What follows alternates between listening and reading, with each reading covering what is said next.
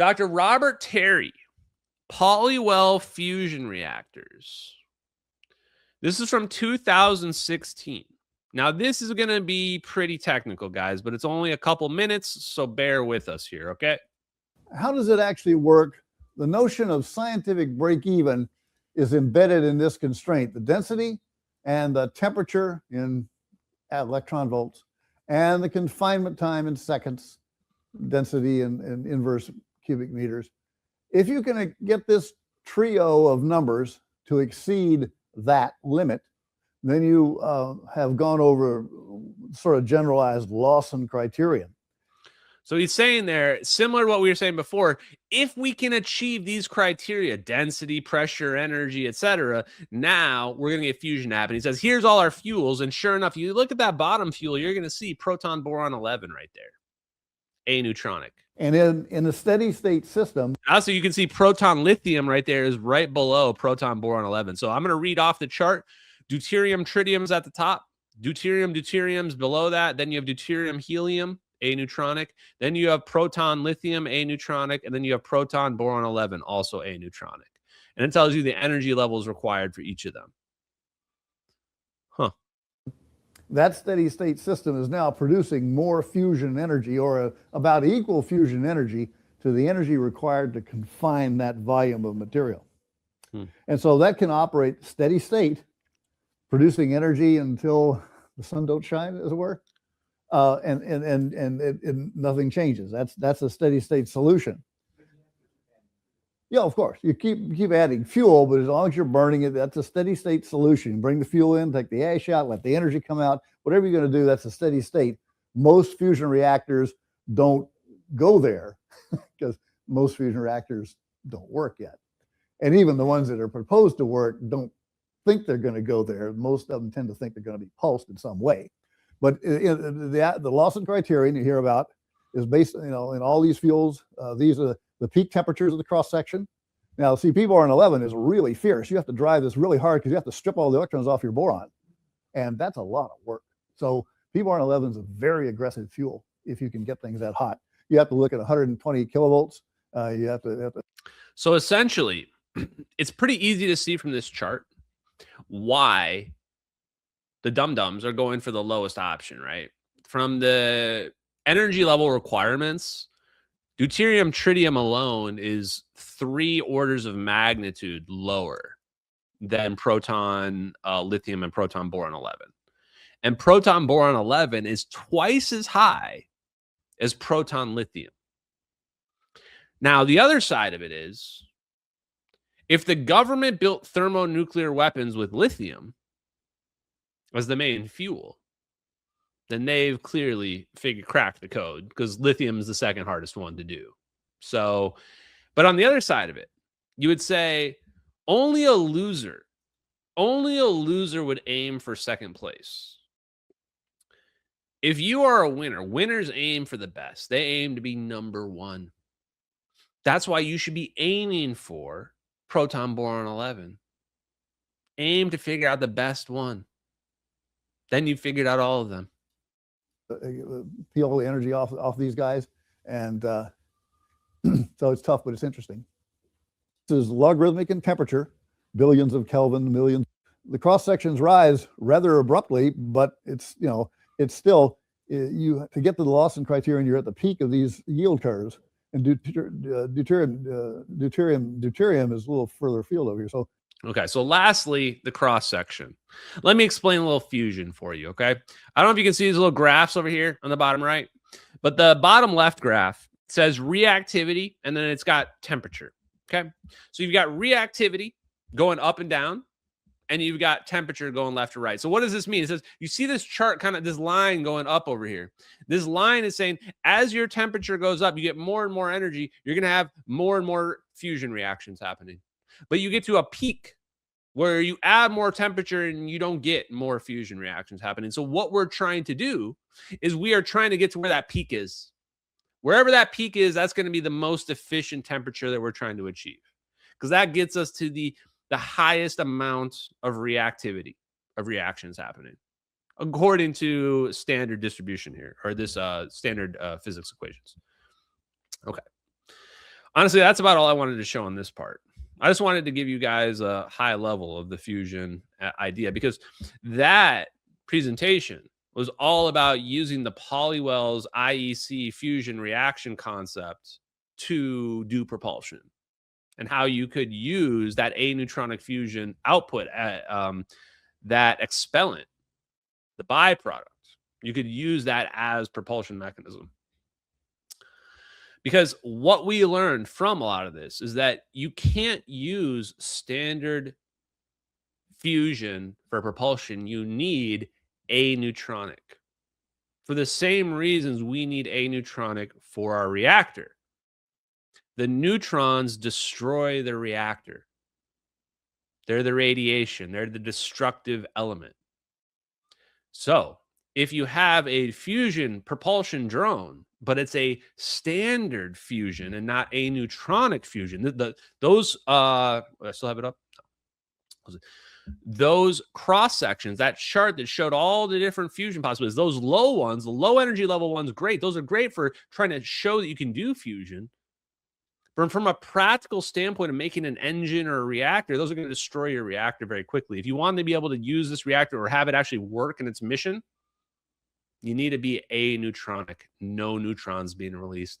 And for that, you need to have those higher temperature levels, or you need to understand physics in a different way, possibly with the extra dimension that we've been talking about. Here is a little research. I have some sources and links, but I figured it might be better just to show you the research on here.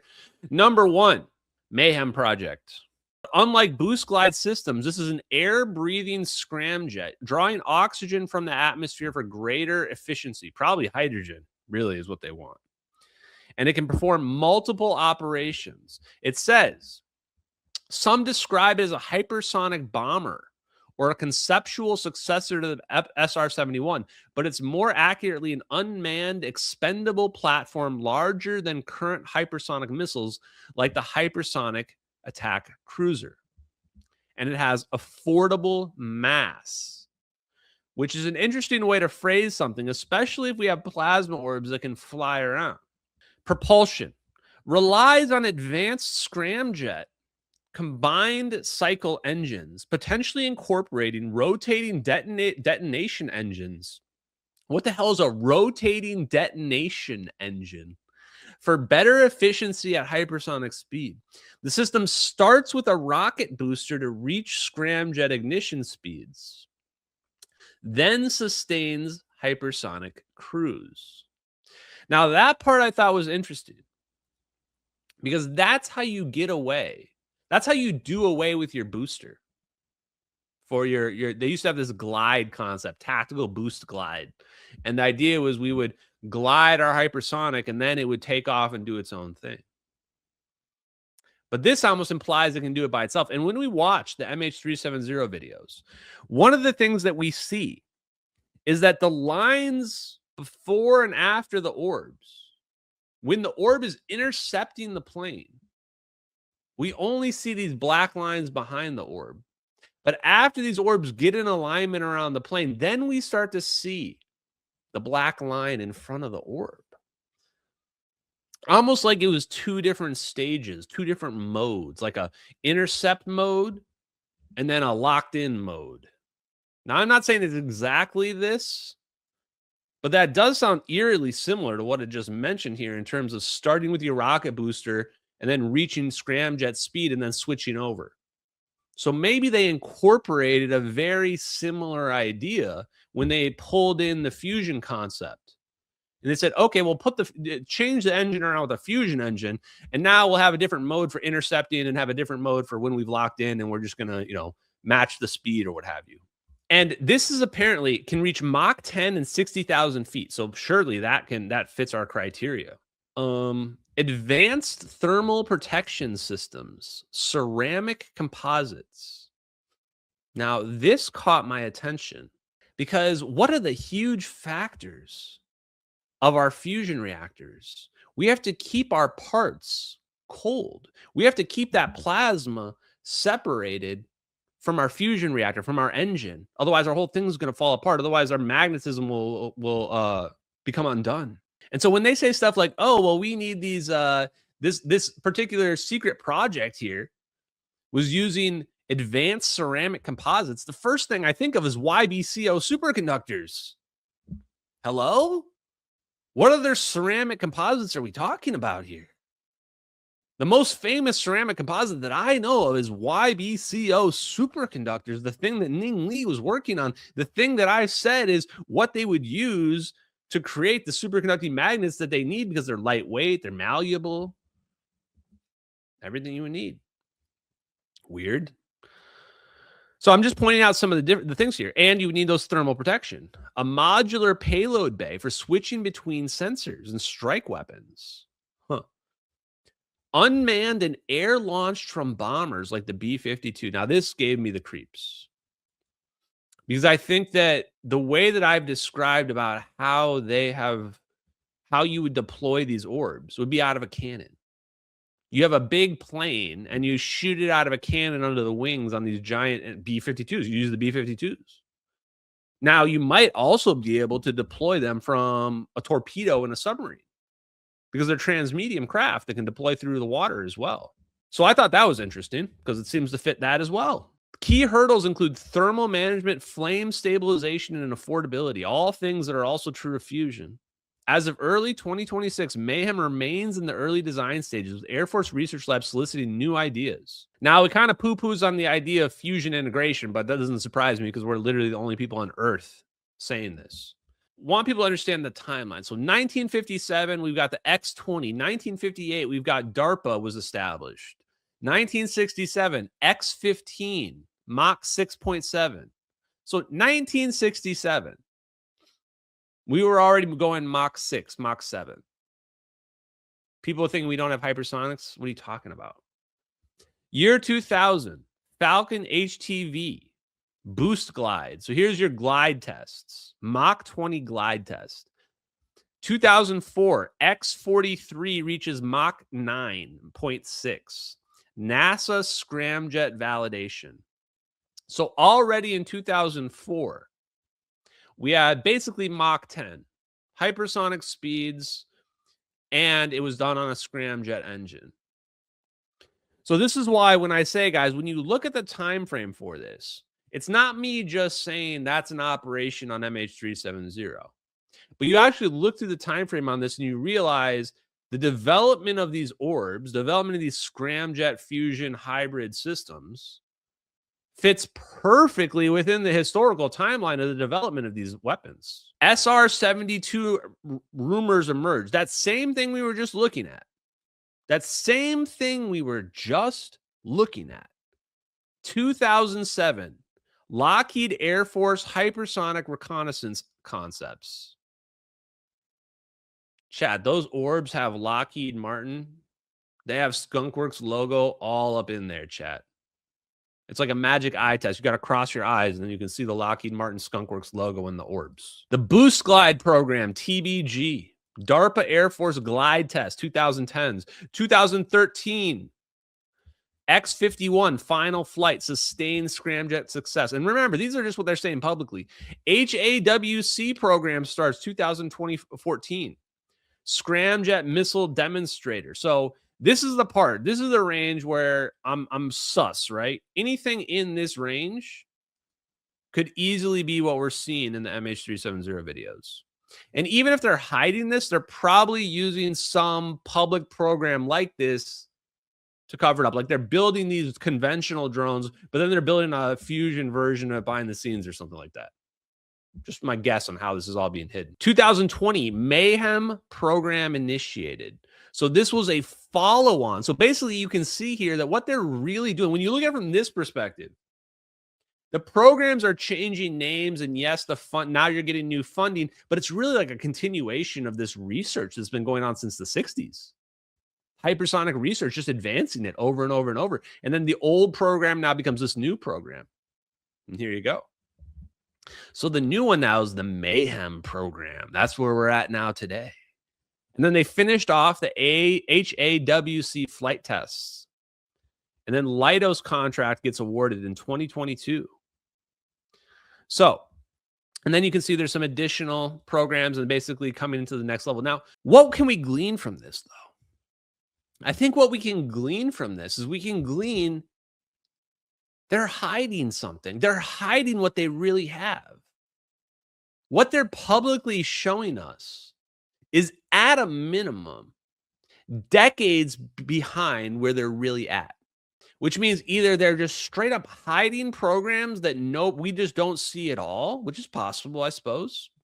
Those black project programs that are like, classified every year, $50 billion a year, or it is these programs and they're just describing them in unclassified ways to the public.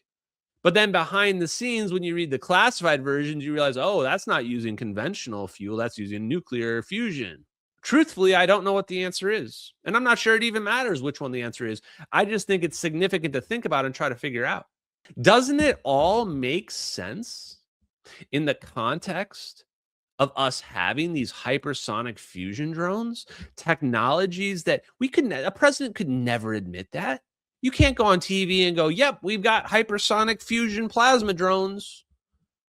And people are seeing them and they're calling them UFOs. You can't say that. You have to say, no, I'm not allowed to talk about it. You have to do exactly what Obama and Bush and Clinton and all these other people were saying. And I think that we've reached a tipping point now. You've got AI spitting out nuclear weapons answers. You've got people educating themselves now where this can't really be hidden for that much longer. Maybe at best, we got 5 more years of lying to people about this. But at some point, this technology is going to just flow out to everybody. And people are going to have hard questions that they're going to have to answer. How did we figure this fusion? Oh, they're going to be like, hey, we rediscovered this new fusion method from the 50s, guys. And we're going to be like, do you mean that you covered it up for 70 years? Like, no, we rediscovered it. we rediscovered it. It turns out all the fusion we were doing for the last 50 years, the tokamaks, that was all a waste. We're going to rediscover the old ways. So I asked Grok, I'm not going to go through the whole Grok conversation here, but I had it asked it for some additional sources. And, one of the things that came up was the hypersonic air breathing weapons concept. That's that HAWC that you guys saw getting mentioned before. So they took this concept and the only thing missing is the plasma bubble. But then again, nobody's ever seen these things in action. So it's very possible these things just have a plasma bubble around them and we just don't know. Very possible. This was as close as I could get. The Mayhem project and the HAWC. This is where the trail just goes cold. You get to this part here and you're like, okay, we've got our scramjet engine. We've got people talking about incorporating fusion into it. We've got a plasma bubble around our thing. What does this look like? This is where it is. This is where the trail runs cold. This is where there's just no more after this.